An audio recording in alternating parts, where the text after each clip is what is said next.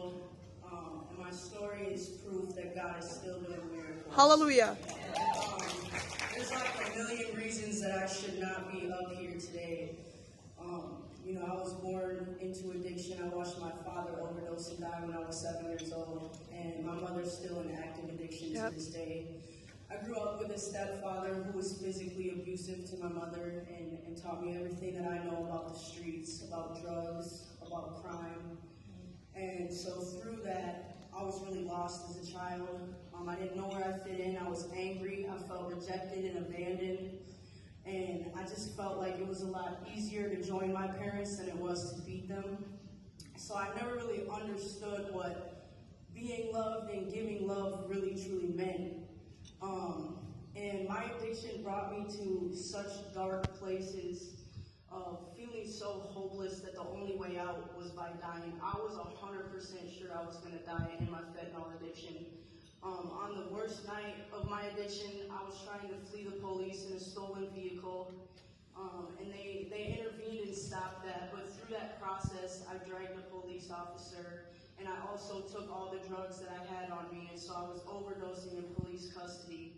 And my overdose was so bad that Narcan wasn't working, and so I had to be rushed to Mayo Clinic to be put on an IV drip of Narcan. And so to even be alive right now telling this story is a miracle in itself. Hallelujah. Hallelujah. We love you, Abby.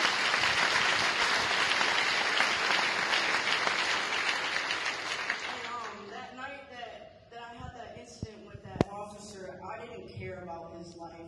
Truth be told, I didn't think about him having a family or him just trying to do his job. But one really cool thing about what God's doing in my life and how he's redeeming everything that I've went through is, first of all, I got the privilege of sitting with the St. Paul police officer, and also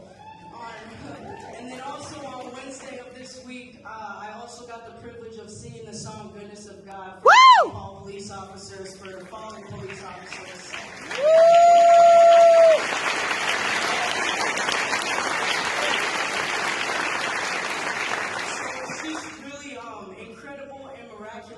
Of what God has done in my life a year ago in comparison to what I'm doing today, and there's just no other explanation other than the power of God. I never knew Jesus before this program, so Teen Challenge has been a vessel of giving me salvation. Amen. It's something that I couldn't get anywhere else, and so I graduate in July. And, Yes. I don't know specifically what my plans are. All I know is that I'm going to be a solution to something I was once a big problem in. Woo!